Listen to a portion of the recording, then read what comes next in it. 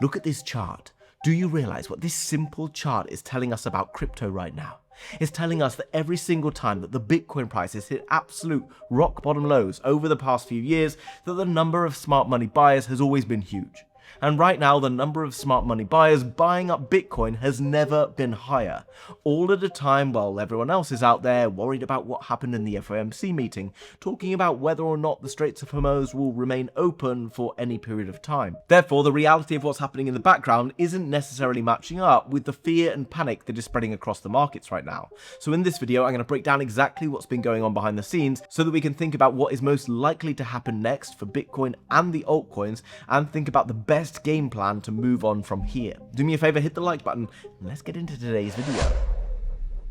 Now guys, before we dig deeper into this chart and start talking more about who these smart money buyers are and what they might know that the majority of the crypto market seems to be ignoring right now, let's jump across and look at the Bitcoin chart and start to understand a little bit more about why the emotion is reaching absolute fever pitch. Well, it's because of this. You see, over the past half year or so, Bitcoin and crypto in general has been pushed lower, all the way till February the 5th. Now, obviously, after that time, anxiety reached absolute crazy levels, meaning that every single time you got a little up didn't mean that we swung back to euphoria and excitement, but rather just dimmed down the amount of anxiety that people were feeling.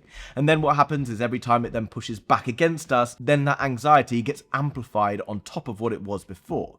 So when you get to a move like this, where people were starting to feel like things might be about to get better, and then you have this crash back down to these lows again, the anxiety and fear levels that you experience here are significantly bigger and more painful than they were here. And this is effectively called by people in the trade time pain. And you can see it being referred to here in the Wall Street cheat sheet as basically depression. Okay, so in this phase, you go from anger, where people try to blame other people for what went wrong, and then effectively they go towards depression. This is lost, I can't do anything about it, it's time to get out and give up. And I know right now that most people are starting to get into this mindset. Things have got pretty bad. For Bitcoin at least. In the altcoin market, something different has been happening, and we're going to talk a little bit more about what's been going on in the altcoins slightly later on. But first of all, I want to talk about this. Who are these people who've been buying in massive numbers, and why would they be buying in despite what Kevin Walsh said from the Federal Reserve yesterday, despite what's happening in the Middle East, and despite what's happening with AI rising up and the potential AI bubble for the stock market and all the other things that we've got to be worried about right now? Well, this shows the Bitcoin COT index, and effectively the COT data shows the largest speculators, or the smart money futures traders, are building up on their long positions. And right now we can see that there's nearly 100,000 net long contracts being opened up on Bitcoin CME futures. Now I want to look back to the last time that we saw surges like this, okay? If you look through most of this time, we do get kind of building up that happens from around kind of 2025, but to reach the real kind of extreme highs, we have to go all the way back to the end of 2022 and into early 2023. And then before that, all the way back to 2021. So this is the one that we need to be paying attention to, because it's important to realize that this didn't top out until the bottom of the market had basically already happened. This was the FTX crash that happened on the 1st or 2nd week of November 2022, and then after that things stabilized. These guys were piling in a very big way. So how can they do it despite what's been happening in the news and everything else? Well, because they're not really paying attention to the news as much as they are looking into on-chain data and the potential of what's to come. Now the on-chain data, and there is a lot of it, tells a fairly simple story of what happens at absolute rock bottom lows. Now I know that people like to look at calendars, they like to look at whether the price is going to go down because it went down this much before and whatever else, but bottoms often share very similar patterns of what is actually happening. Basically what you often see is the amount of people sat in profit and the amount of people sat in loss tends to cross over. Now this is a chart here from Into the Cryptoverse. You can see basically the number of people sat in loss, which is these reds here, spikes towards the upside, and the number of people sat in profit then spikes towards the downside. And when these get crossovers, effectively you start entering into a period of time where markets have bottomed and you are more than likely going to start to see a reversal. This is a good reason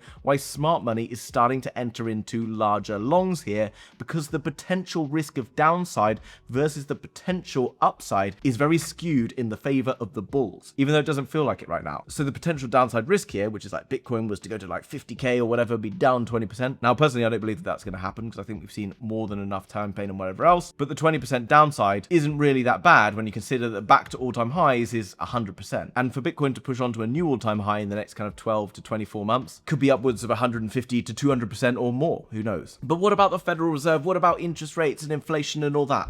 Well, think about it for a moment. You know that, right? You watched that meeting.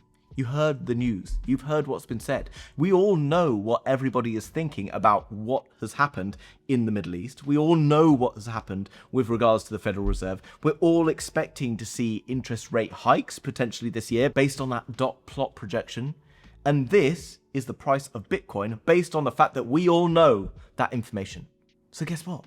That means that the worst case scenario is a rate hike. And we already have seen it being priced in because everybody has been talking about the fact that we're going to see a rate hike. Everybody seems to think we're going to see one, and the price of Bitcoin, based on there being a rate hike coming up, is 63,900. So guess what? If it turns out that we don't need to see a rate hike, then you can start to see a very big move in the other direction, loading. Why might we not see a rate hike coming in despite inflation numbers? Two things. Well, first of all is that the Strait of Hormuz is now open. Oil is obviously going to start to flow once more, and the oil price will begin to fall, even though it was already falling significantly, and is now down at $79, which means that it's fallen a good 70 or 80% over the past month or so. Now that will help with inflation, but another major thing, which is the elephant in the room, is the fact that if AI can start to come in and start to create deflation, then there's no need to keep interest rates high to fight inflation. This is potentially a very exciting thing. It means that AI has become incredibly productive. It's very profitable without the need for too many people or too many costs. That means that you can start to fight against inflation by bringing down the cost of services, as well as creating more money and productivity, etc. And if that continues to happen, then not only are you going to have a stronger economy, but you're going to be able to bring down the interest rates at a time that the Federal Reserve is already printing money. And this is probably, if we're going to be realistic, the game plan here. To make everybody feel like things are going to get worse before they're actually about to get a lot better. Remember, Donald Trump brought Kevin Walsh in because he wanted to cut rates, he wanted to calm things down, and he wanted the money printers on because it makes his economy much stronger and it makes him look much better. And remember, this is a midterm year. So far, Donald Trump, as far as everyone's concerned, has had a bit of a shocker. But if the Fed suddenly comes in, cuts rates, and continues to print money on the scale that they're doing at the moment, then we're going to see all the liquidity and excitement entering into the market that we want to see. And this is what the smart money is anticipating right now. They're buying in at discounts because they're comfortable to know that in the future their assets that they hold are going to be worth much more than they are right now or next week or whatever else. Problem that everyone has is they all want to buy knowing that next week the price is going to be much higher than it is right now. But really, you have to be alright with buying, knowing that you could bounce around for a little bit of time before eventually being able to sell much higher later on. So before we jump across and see what's been going on in the altcoins, because as you can see, there's been some pretty crazy moves over the past few weeks, and I think that we are going to see continuation in altcoins, even with Bitcoin sitting steady and not doing a huge amount. I just want to jump across here to this new alpha platform that I've been building out. Now in the future, I hope to be able to give everyone access who's following the House of Crypto. So if you're not already, make sure you subscribe, because this platform is pretty cool, right? It allows you to do things like see the pulse of the market. Effectively, I can ask for an overview, and it's going to give me all the latest news that's happened in the past 24 hours. There's lots of other bits of data and things down here, and this works for all the different altcoins as well. But you can see there's also all this information about open interest and flows and cumulative volume data and whatever else, which might sound confusing. I get it. So you can either copy a snapshot, which takes this image here, and you can paste it into an AI, and effectively you can then find out what's going on. But I'll just give you an overview of what's happening right now. You can see the CVD is down. That tells you that the volume is basically shifting towards selling, which is what's happened over the past few days. That's why we've seen that little bit of a drop down. Open interest, however, remains flat. The flows being low down here also tells you this isn't like a planned sell-off. They're not really expecting much craziness to go on. So I do think that we are going to continue to range sideways. We could dip down to retest those lows again. You get the picture. Bitcoin could be a bit more boring for the next few weeks, but not all is lost, because ultimately, as you know, over the past few months, we've been focusing a lot more to strong altcoins based off the fact that the others versus Bitcoin chart is doing something very important. Now, the others is effectively the altcoins outside the top 10 versus Bitcoin. You can see that we are basically at the end of a very, very long and very, very painful downtrend for altcoins. Now, this started in January 2022, effectively went in a massive long downtrend. Effectively, it then bottoms here, 16th of June 2025, which is pretty much to the day a year ago, and then you can see it's been range bound. We did have that 10-10 dip down, but effectively right now we are at the top of this ascending triangle. Now, for many people out there who like to look at these kind of patterns, you can see that this is more than likely to eventually break beyond here. Once it does, we're going to push the others versus Bitcoin to around 0.186. This is very important because last time we bounced from this range all the way down here. This was the alt season, the real alt season that was back in 2021.